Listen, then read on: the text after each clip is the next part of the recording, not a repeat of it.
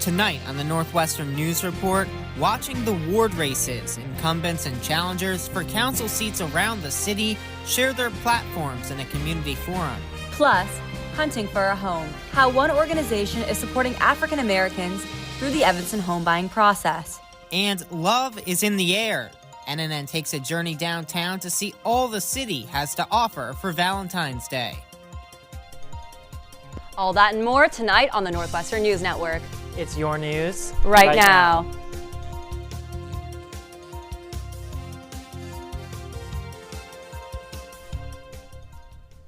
Good evening and welcome to the Northwestern News Report. I'm Ananya Chugg.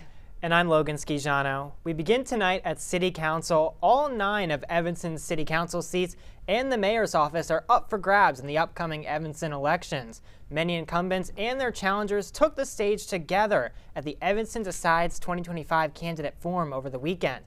NNN's Annika Sawhney was there and filed this report. Candidates vying to represent Evanston's 9 wards on City Council came together over the weekend for a candidate forum. Taking place just under 2 months before the April 1st elections, the event was a chance for residents and local media outlets to directly question their future representatives. I hope that they got to learn about the candidates, get a feel, get an energy. Did you believe what they were saying? Do you support what they're saying? Evanston's mayoral race took center stage towards the end of the evening, with current mayor Daniel Biss and his opponent Jeff Borini debating a number of key issues, including what the role of mayor is in a city where the mayor has no voting power. On things like affordable housing, not moving is moving backwards because the trajectory is not on our side. So putting all of that together and keeping the city moving forward in pursuit of our goals and values and policy agendas, I think, is a pivotal role that really only the mayor can serve. Borini took the opportunity to call out oversights in government under Biss's leadership. And return us to, our chartered form of government, which is weak mayor and strong city manager. And I would hold city managers still accountable, first of all, for filling that role. Meanwhile, Biss looked to the future and laid out his priorities for a potential second term. I want an Evanston where District 65 teachers can afford to live, where our police officers, our civil servants, our nurses who work in the hospital can afford to live. Dozens of community members chose to stay at the forum throughout the Super Bowl game, a true testament to their local civic engagement. In Evanston, Annika Sawhney, Northwestern News Network. Election Day in Evanston is April 1st. Early voting opens March 17th. By the time the new city council is elected, the city will have a new home base for all its offices and meetings. The city is relocating its operations from the Lorraine H. Morton Civic Center on Ridge Avenue to a leased space on Davis Street. After the move, the new name of the city operations will be Lorraine H. Morton City Hall. The first to go is the city collector's office, with its final day at the Civic Center this Thursday. It will reopen next Tuesday at the new Customer Service Center on the first floor of City Hall. All other departments are on schedule to relocate over the next few weeks, with the final opening scheduled for March 31st. City Council meetings will start in the newly designed council chambers on the second floor starting April 14th. Evanston's reparation program has been in place for nearly 4 years, providing financial assistance to Black Americans targeted by historically discriminatory housing policies. But many in the Chicagoland area say the work to help that community heal from policies isn't done. NNN's Philip Lamb has more on how the Illinois African Descent Citizens Reparations Commission is compiling input right here on Northwestern's campus. Reparations! Repair the damage! Reparations! Repair the damage! Here at the Norris University Center, the State Reparations Commission is holding hearings on historic and systemic inequalities affecting the Black community. It's where housing and zoning issues took center stage. Black families thought they were buying homes, but they weren't. They were charged inflated payments while legally owning nothing. Film producer Africa Porter says a history of redlining and other discriminatory housing policies in Chicago have maintained the cycle of poverty. We look at housing as a way of life. South Shore just recently got a grocery store. Could you imagine being in the neighborhood and you don't have a grocery store? To Porter, housing is inextricably tied to success. affordable housing looks like single-family homes. It looks like home situations with a mom and a father and children. You know, America would like to say it's a white picket fence, a dog and a cat, maybe a turtle. But commission members say reparations mean action, not just words. We have the evidence, we have the stories, now we need the will to act. At times, speakers shared their experiences dealing with a system that they say was built against them. Law could be written and then readdressed and then rewritten to still commit the same harm. And we're saying enough is enough. For Edward Davis IV, reparations strike a personal chord. As a direct bloodline descendant of two individuals from 1619, for me, reparations is about global repair and local repair. We landed on housing as a form of repair because of the anti-Black legislative practices. The commission is hopeful that community members will continue to make their voices heard at upcoming hearings throughout the state of Illinois. Philip Lamb, Northwestern News Network. All right, thanks, Philip. The next hearing is slated for April in Southern Illinois. Local nonprofit Community Partners for Affordable Housing is laying the foundation for home ownership. With its Getting Your House in Order series, which kicked off last Thursday, the 5-week program is focused on supporting African Americans in purchasing a home in Evanston. NNN's Lulia Tekla got a glimpse of how participants are nailing down their dreams of becoming homeowners. Community Partners for Affordable Housing, or CEPA, is helping Black North Shore residents find homes of their own through its Getting Your House in Order series. The program's main goal is to build financial literacy by teaching participants about money management methods, investing principles, and getting pre-approved home loans. Housing counselor Janina Hall says high property prices in Evanston make it all the more important for people to feel comfortable navigating the housing market. People that grew up in Evanston, they want to stay in Evanston, and there's a lot of African Americans that have grown up here. In last year's course, Hall says she supported 50 people through the home buying process, including 7 first-time home buyers. She says since the program is specifically for African Americans, participants are able to openly discuss challenges they are facing. Tyree Shambi has been looking to buy a home in Evanston for nearly a year and a half, a process he says has been difficult in an area with historically discriminatory housing policies. There's not a lot of housing for people of color, essentially, and if there is housing, there's restrictions on them. Shambi is hoping the series will help him, just like it helped his mother purchase a home 4 years ago. Like if you tell somebody I want to buy a house, you want them to be behind you 100%. Instead of them telling you it's a dumb idea, just rent.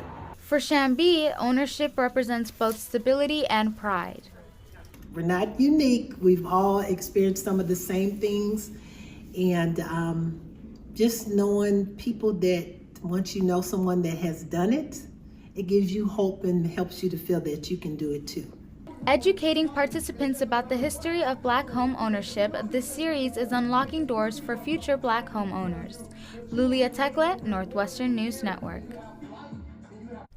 Thanks for that reporting, Laloya. 3 additional weeks are needed for those looking to purchase a home in the next 12 months. It includes a homeownership fair and walk through pre-approval contract to closing. The meetings require registration and are on Tuesday nights at Robert Crown Community Center. After this, a look at what's in store for Northwestern's Associated Student Government with 2 brand new co-presidents at the helm. We'll be right back.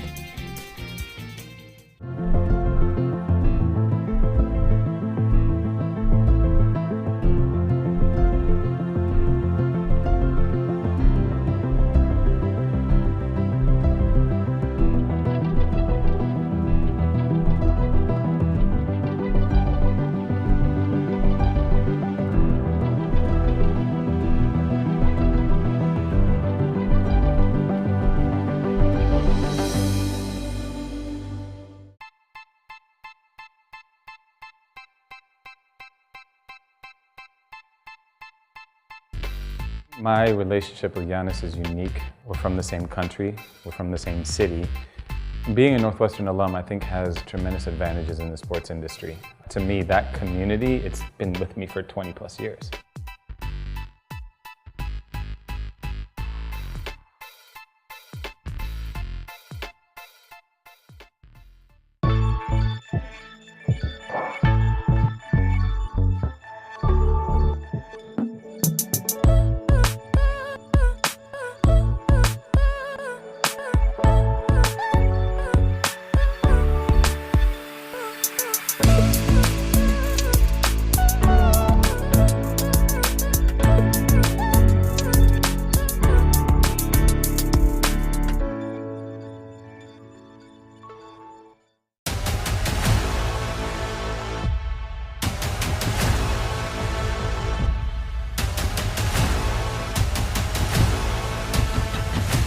Ready, set, yellow.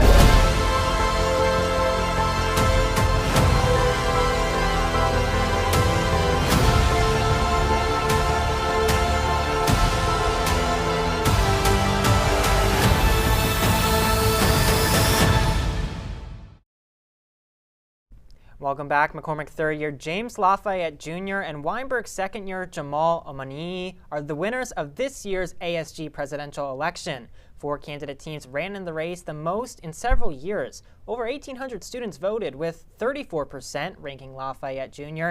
and Omanii as their top team for the job. Earlier tonight, I caught up with the candidates-elect. Here's part of that conversation. James and Jamal, thank you so much for joining us in the NNN studio. Congratulations on winning the 2025 ASG presidential election. How does it feel to be co-presidents-elect of Northwestern student government? I remember last year having the same conversation with Taishia, and it was just kind of exhilarating, even just living through her, and now being in this position myself, I find it still kind of surreal. It still hasn't fully sunk in yet, and I think it will sometime soon. I'd have to say the same. Before the campaign, I thought that, if we won, I would have been like very energetic, like super celebratory. But I think I'm just now glad for the campaign to be over and ready to actually get to action. So the campaign, like you were just referring to, was very fast-paced, very short. You guys received a lot of key endorsements from a number of groups on campus, including Fossil Free Northwestern, Students for Justice in Palestine, 4 members only. How does it feel to have received that support, and what do you think it says about the agenda you hope to advance in office? I'll start. So I'd say getting those endorsements was not a very easy feat.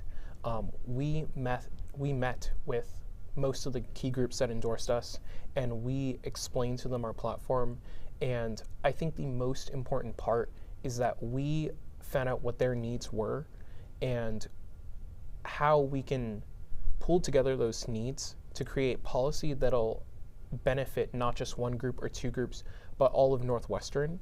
And I think that really set the stage for how we want this administration to continue.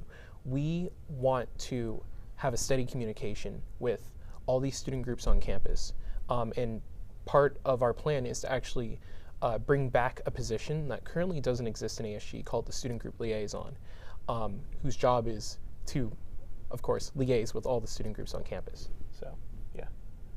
Yeah, James, you were here just under a week ago for our ASG presidential debate. There were a lot of things we covered in that debate. One of the things was about funding for student organizations, and you kind of highlighted how important it was for affinity groups to have access to student org funding, while also kind of mentioning that, and perhaps seemingly suggesting that some other groups on campus, such as NU College Republicans, might have a bit too much funding. So, I mean, what can we expect in terms of allocating funding under your administration? Do you want to start? I think it's important to note that how funding is done is based on a rubric. And whilst affinity student groups do get priority, at the end of the day, it's based on how well the application is filled out. And I think where we need to focus our attention more so is making sure that these groups are better equipped to fill out their applications and make sure that it follows the adherence of the guidelines. And I think the issue that a lot of people run into is that it's very stressful, especially if you are in an affinity group, having to advocate for yourself when you do that in your daily life as it is. And a lot of these groups also have representatives in Senate, and it's a very stressful process, sort of like a campaign. And I think making sure that we work with them more closely to help them understand the process, I think, can allow us to better allocate funding, because we try to be very just and intentional on how we allocate it, but there does need to be some sort of guideline as well. Well, we have to leave it there. Thank you both so much for coming in. Congratulations, and best of luck in your administration. Thank you. And we'll have that full conversation on our Instagram in the coming days. The co-presidents-elect tell me they'll be sworn in during spring quarter. Ananya? Since our last show, the Trump administration announced it's suing Illinois, Cook County, and Chicago over their protection of undocumented immigrants. This comes as deportation fears are peaking here in Evanston, where leaders have openly talked about providing a safe haven for migrants. That fear has even made its way to international students here on campus. NNN's Gabriela Umber, her medallion, has more. Students who have temporary status, whether that be Dreamer status, asylum, or student visas, say they're feeling anxious as Immigration and Customs Enforcement continues raids in Chicago and other U.S. cities. This is really not about papers. This is about the idea that a certain group of Americans, especially like the current president, has about migrants from South America. Sofia Guerrero is a student from the Dominican Republic studying education and working in the Chicago Public School District. She has been a part of Know Your Rights workshops and has learned how to divert ICE while working in a public school. They are giving out these cards. They have your rights. It's both in Spanish and English. Though she has papers that would prevent her from being detained or deported, she recognizes that even speaking her native language on campus can put her at risk. Be careful speaking Spanish when out with a group of Latin American friends so that you don't get targeted. Manuela de Oliveira, a Brazilian international student at Northwestern, says she and her peers are taking extra measures to stay safe during this tense time. I mean, everyone is kind of frustrated in the Brazilian group chats. We've been talking about it, and the general consensus was that the best thing to do is always have either your documentation or some sort of picture of your documentation in hand, so that in any raid or in a situation where an officer approaches you, you can just provide proof that you're fine being here, that you're legal here. Northwestern's Office of Student Enrichment Services has resources for undocumented and international students available online. SES says undocumented, international, and DACA students should carry their immigration papers with them at all times. Gabriela Umber Medallion, Northwestern News Network. Thanks, Gabriela, for the story. We're looking at a winter storm advisory on Wednesday with high amounts of snowfall. More on this week's weather forecast after the break.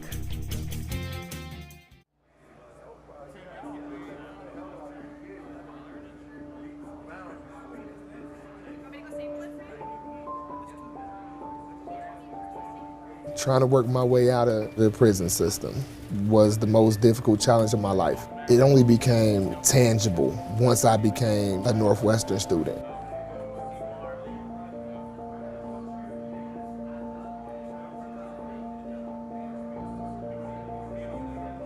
One, two, three, four.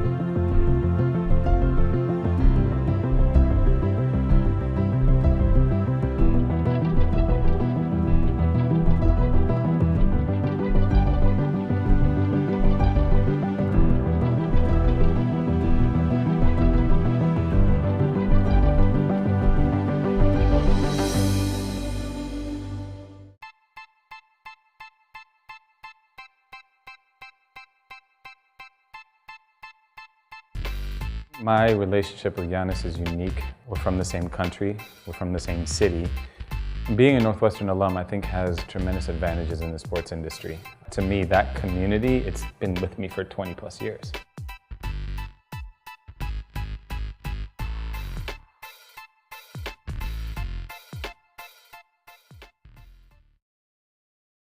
Welcome back. It's been surprisingly sunny here for Chicago winter, Nanya. I really hope that sunshine is here to stay, but I've heard we're in for a little more than a dusting of snow. NNN's chief meteorologist Emmanuel Perez is here and with us in the studio right now. Emmanuel, what can we expect? Yeah, a high pressure system is currently in place over us, keeping conditions relatively stable. However, cloudy skies persist due to the influence of a massive soaking system that's soaking the southern part of the U.S., but changes are on the way for us. Currently, we have cloudy skies with temperatures being at 25 degrees. Temperatures will remain steady in the mid-20s as we are under a winter weather advisory. Locally, our temperatures remain the same. It is 25 in Evanston, 25 in Skokie, 24 at O'Hare Airport, 26 in downtown Chicago, and 26 at Midway Airport. Now, for tomorrow, we're in for a frozen treat. Temperatures will hold steady in the upper 20s with a high of 28 degrees. The National Weather Service in Chicago has issued a winter weather advisory for the entire Chicago-Evanston region. Looking at our snow band projections, the heaviest snowfalls will begin northwest of us at around 9 to 11 a.m. Then that snow band will come to the Evanston and Chicago region between 10 and noon, with rates going 1 inch per hour falling to the ground. As this storm system moves by, the snow will persist to midnight. By Thursday morning, the highest snow amounts will be to the north of us, with Waukegan reaching up 7 inches. Then in Chicago and Evanston, we're looking between 4 to 6 inches of snow, and for the rest of the region, we're having totals upwards of 4 inches. Looking ahead of our forecast, after Wednesday's stormy weather, we get a brief break from one winter storm. Thursday brings sunny skies and breezy conditions with a high of 26 degrees. However, temperatures will take a dive with lows dropping into the single digits and wind chills falling as low as 5 below zero. By Friday, clouds return for most of the day with a high of 26. Light flurries will begin in the evening, leading to another round of potential heavy snow on Saturday.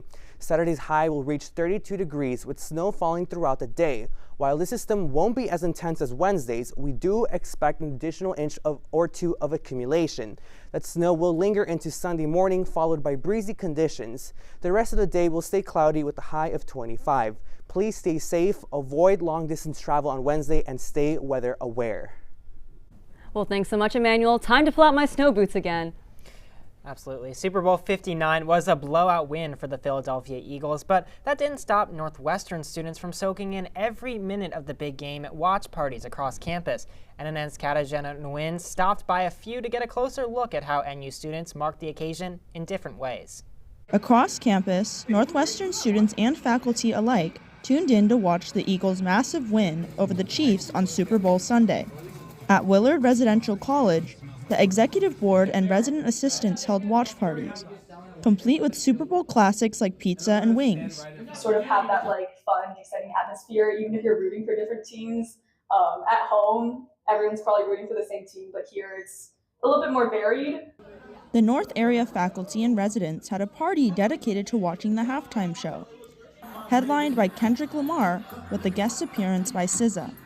By just focusing on the halftime show, we feel like we're catering maybe to a different group of students who are not interested as much in the entire game. Kemper Hall RA Sydney Schultz enjoyed the concept of having a watch party specifically for the halftime show because it gave students the opportunity to watch their favorite artists together.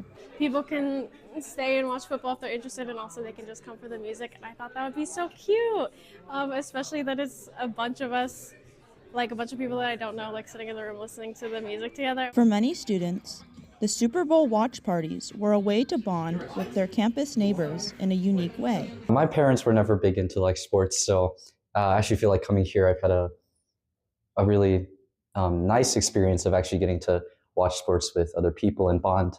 Katarzyna Nguyen, Northwestern News Network.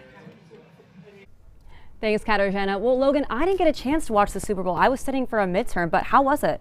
Honestly, you didn't miss much, Ananya. It was a blowout from the start, but if you're a Chiefs or Eagles fan, you gotta love it. Not so much if you're a Chiefs, but Eagles, congrats to them. You may soon be able to enjoy a beer while watching ball at 2 or more Northwestern sports venues. The city of Evanston approved liquor licenses for softball's Sharon J. Dreisfeld's Field and baseball's Rocky and Bernice Miller Park. Northwestern currently sells alcoholic beverages at Welsh Ryan Arena and Northwestern Medicine Field at Martin Stadium. We've reached out to Northwestern for more information about when fans can expect to see expanded beverage options available at these additional venues. I sure am excited for Northwestern's softball and baseball teams to take the field in Evanston in just a few weeks, but as we wait for that, there's plenty of other action to catch up on in sports. The men's basketball team has had a rough week with announcements of season-ending injuries to both Brooks Barnheiser and Jalen Leach. The Cats went to Washington Saturday night looking for their first Big Ten road win of the season. Despite their head coach Chris Collins getting ejected, the Cats battled to the very end but fell to the Huskies 76-71. On to the women's side, the Cats hosted the Lady Lions in Welsh Ryan Arena on Sunday. It was a back-and-forth game, and it saw things tied up going into the fourth. The Cats extended the lead to 12, but it got within one possession a few minutes later, and Northwestern managed to hold on and get its first conference win of the year. And taking you now to Ryan Fieldhouse, the Lake Show opens its season on Friday against Notre Dame, going up 8-1 in the first half. The Cats took the fight to the Irish, charging to a 13-10 victory. They carried this momentum into Sunday, where the Cats soared to a 20-goal victory over Canisius, one of the largest in program history. And finally, on the football front, the new Ryan Field's construction has hit a big milestone. Yesterday marked the installation of the first piece of concrete in the Stadium Bowl. At last check, the Northwestern new football stadium is still scheduled to open for the 2026 season. Celebrating love around Evanston, whether it's with a partner or friends. 3 ways to spend your Valentine's Day after the break.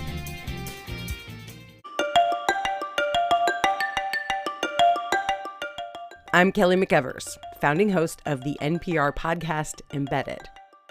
I'm James Edwards, host of the Unresolved podcast from Frontline.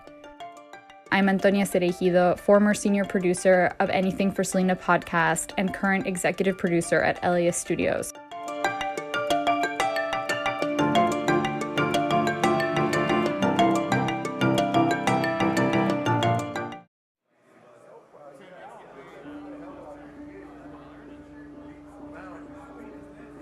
My narrative, since I've been locked up and kind of made my transition, has been like redemption, accountability.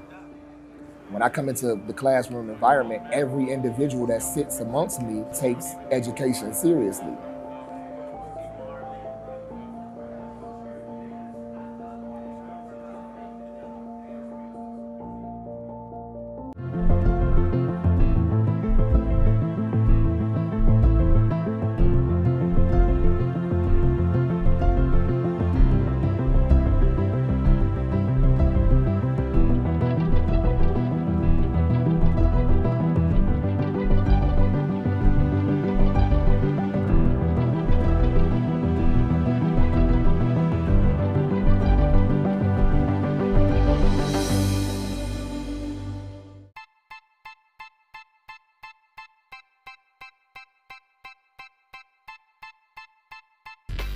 My relationship with Giannis is unique. We're from the same country, we're from the same city. Being a Northwestern alum, I think, has tremendous advantages in the sports industry. To me, that community, it's been with me for 20 plus years.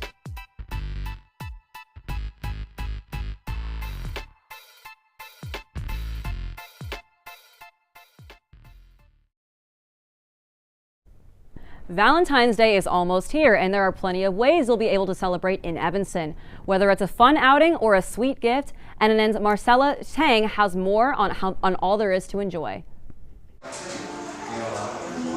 With customers looking for the perfect Valentine's Day gift, Seville Flowers in downtown Evanston says they're busier than ever. People really do love classic roses, can't go wrong, but I think I've noticed more and more that people are getting into more like mixed floral arrangements. But fresh blooms aren't the only way to show love. Mainly we sell flowers and plants, but we have really special candles, crystals. We have all sorts of these fun special little add-ons. For those looking to add music to their Valentine's Day plans, Animal Records is joining other shops in downtown Evanston's annual Chocolate Crawl, where visitors can explore local businesses while enjoying sweet treats and exclusive offers. But we're also going to have specific giveaways, including Marvin Gaye records and a section of Valentine's Day slow jams and romantic music available. Aiden Levine works at the record store and says they offer a way to enjoy the holiday without breaking the bank. It's a super fun thing to just explore. The record store browsing is free. We have $1 records, we have $5 records. But Valentine's Day isn't just for couples. Some celebrate with friends or solo. You don't have to spend it alone. Maybe go out with your friends, do the Galentine's thing. Otherwise, if you are alone, just watch a good movie. I love a good rom-com. For others, keeping it simple is key to a great Valentine's Day. You don't have to do anything too crazy, just doing something y'all both enjoy, as long as it's the two of you and you're enjoying your time. From flowers to vinyl to movie nights, there are plenty of ways to make Valentine's Day special right here in Evanston. Marcela Cano, Northwestern News Network. Now, if you're still looking for Valentine's Day plans or need any last-minute gifts, downtown Evanston's Love Local Chocolate Crawl will be on February 13th. Now,